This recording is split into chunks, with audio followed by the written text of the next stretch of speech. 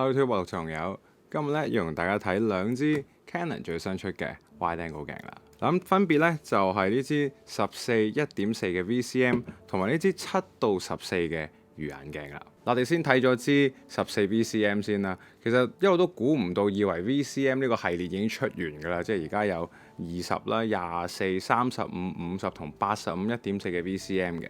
咁呢支最新即係第6支嘅 VCM 鏡頭咧，竟然係出咗支14mm 1.4光圈嘅呢個 spec 嘅。咁但係呢支鏡咧，應該係暫時市面上最細碌嘅14 1.4嚟㗎啦。因為除咗而家呢支之外，就係有適馬嗰支牛龜咁大碌，有個腳架環嘅嗰支14 1.4嘅。嗱，咁同其他嘅 VCM 鏡頭一樣啦，其實佢個外殼其實有啲似嘅。咁唯一有啲唔同嘅咧，就係佢而家係有個 built-in hood 喺度嘅。咁同埋呢個 hood 係唔拆得嘅。咁面鏡咧，而家一塊球形嘅玻璃嚟嘅。大體上鏡身嘅設計咧，同其他 VCM 嘅鏡頭都係一樣嘅。咁所以就會令到我好好奇，就係其實呢個 VCM 系列咧，係咪真係唔會完呢？究竟我哋會唔會有機會見到長焦可能會有100mm 1.4，但係呢一個咁嘅 form factor 呢？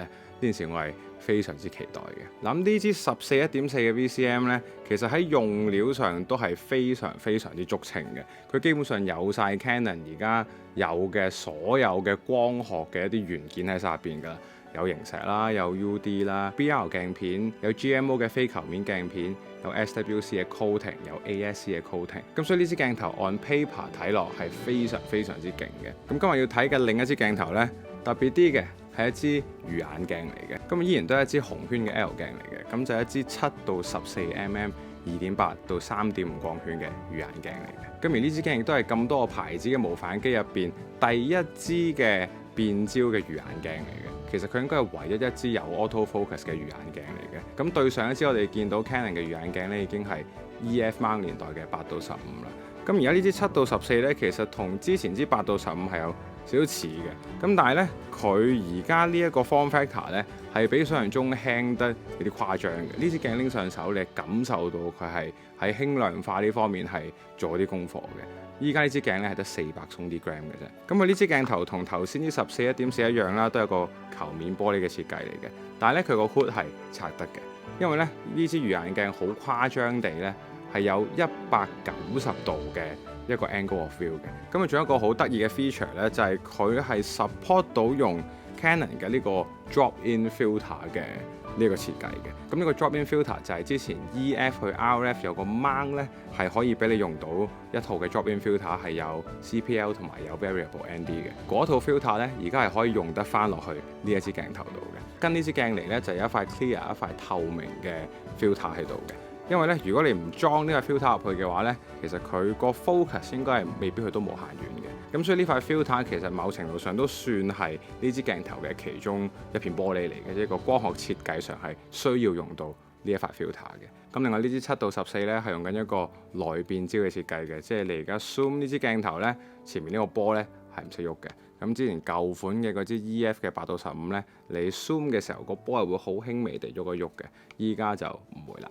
咁所以今日咧就要帶呢兩支 Wide Angle 出去影少相、拍少片，等大家感受下呢兩支最新嘅紅圈 L 嘅 Wide Angle 究竟個 performance 係點樣啦。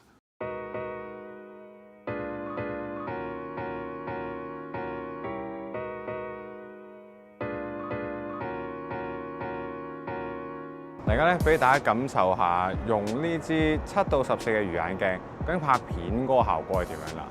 而家大家見到畫面咧，點解個框咧就因為我裝咗個 hood 嘅，我而家拆咗個 hood 俾大家睇下先。嗱，依家大家睇緊嘅咧就係一個7K 嘅 open 機嘅畫面嚟嘅，咁所以你就可以睇晒成個圓咕碌嘅魚眼嘅波嘅。因為如果你用喺啲16:9嘅機度咧，你係拍唔晒成個圓形嘅波嘅，你會 cut 咗頂底嘅。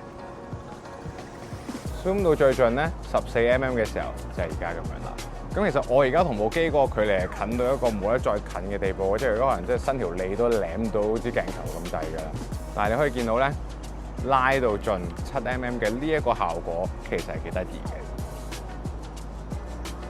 同埋因為佢係有2.8光圈嘅緣故咧，所以其實個淺景深效果係有喺度嘅。同埋呢支魚眼鏡係有 AF 嘅，好大個頭黐線。同埋咧，由於佢係一個190度嘅魚眼咧，我而家係有少少 tilt up 咗部機嘅，因為如果我完全水平地影的話咧，我係會影到自己支腳架嘅，所以呢樣嘢大家要留意下啦。呢支新嘅7到14嘅光學質素其實係非常之有保證嘅，大家可以見到個邊位成像都係非常之實淨，同埋顏色都係表現得好好嘅。今次呢支鏡頭用咗個等距投影嘅光學設計啦，咁所以令到個畫面其實睇落會自然啲，冇以前啲魚眼鏡嗰個變形咁誇張嘅。另外呢支鏡有 ASC coating 啦，咁所以喺抗眩光能力方面都係非常之勁嘅。就算喺呢啲咁複雜光源嘅環境底下，都唔會有鬼影或者有啲好古怪嘅 flare 出現嘅。而家呢，天色開始有少少暗呢，我哋就由呢支7到14換呢支14 1.4啦。咁大家就可以感受下由一支魚眼嘅14mm 3.5光圈跳咗去一支 Rectilinear 嘅14mm 1.4光圈啦。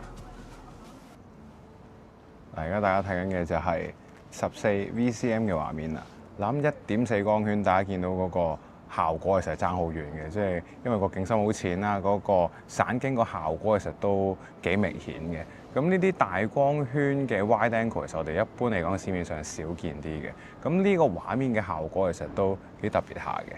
同埋支14 VCM 咧，同支7到14有個最主要嘅分別咧，就係支14 VCM 係個光圈環嘅，即係我係可以用個光圈環嚟控制個光暗嘅。咁但係支7到14咧就冇光圈環嘅。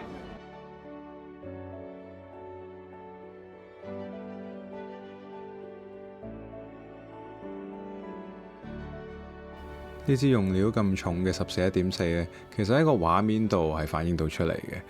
11片嘅圓形光圈葉咧係可以俾到一個唔錯嘅散景嚟嘅。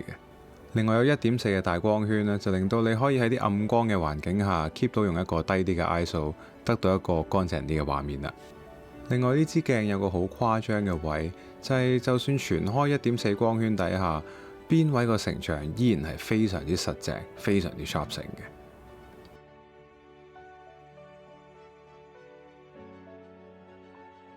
咁我哋快手玩過呢兩支 Canon 最新嘅 wide angle 鏡啦，其實我覺得係誠意滿滿嘅，尤其是係支14 VCM。大家而家睇緊呢個畫面咧，就係用緊部 R6 Mark III 加支14 1.4嘅 VCM 嘅。咁喺呢個極度昏暗嘅環境底下咧，而家我哋係喺6400 ISO 啦，1.4光圈嘅。咁你會見到其實個畫面都係非常之乾淨嘅。咁同埋呢一類嘅鏡頭，雖然嗰個用途可能唔係話真係好廣啦，即係主要可能都係可能拍呢啲畫面，或者可能係影星會用得比較多。但係佢嗰個 sharpness 同個畫質，我哋初步我而家影咗可能3幾個鐘頭啦，我覺得其實係非常非常之好嘅。尤其是咁 wide 嘅鏡咁大光圈咧，通常我哋都唔會 expect 嗰個 sharpness 會做得好好。但係呢一支鏡頭可能已經係我玩過咁 wide 嘅鏡嚟講，應該係最 sharp 嗰一支嚟。即係我覺得呢支7到14其實係一個保原計劃嚟嘅。即係呢一支7到14嘅魚眼鏡 Canon 出咗之後咧，可能嚟緊嗰10年我哋都唔會再見到有魚眼鏡出現㗎啦。但係佢而家呢個 quality 咧，我覺得可以頂到10年有突嘅。佢而家俾到我嗰個效果同我腦海入邊嘅魚眼鏡嘅嗰個 sharpness 同個畫質，其實都係差得好遠嘅。而家呢個 performance 係好過以前好多嘅，同埋尤其是大家可以睇到我啲 sample 度，你見到係完全冇晒一貫魚眼鏡成日都會有嘅嗰啲問題，即係例如一啲好嚴重嘅 flare，又或者可以會有鬼影，個畫面嗰個 sharpness 嗰個 contrast 突然間會跌得好勁，抗眩光嗰個能力都係史無前例地咁好嘅喺支魚眼鏡頭度。即係就算我舉高部機影上去天度，有好多支街燈射埋嚟，個畫面都係好乾淨，一啲 flare 都冇嘅。呢樣嘢係幾 surprising 嘅。咁今日初步上手玩呢兩支鏡頭咧，就玩到呢度先啦。我哋睇下遲啲有冇機會再攞支14 VCM 出嚟影下星，因為我都好期待究竟佢個 performance 究竟會係點樣嘅。咁我哋呢條片講到呢度先啦，下條片再見，拜拜。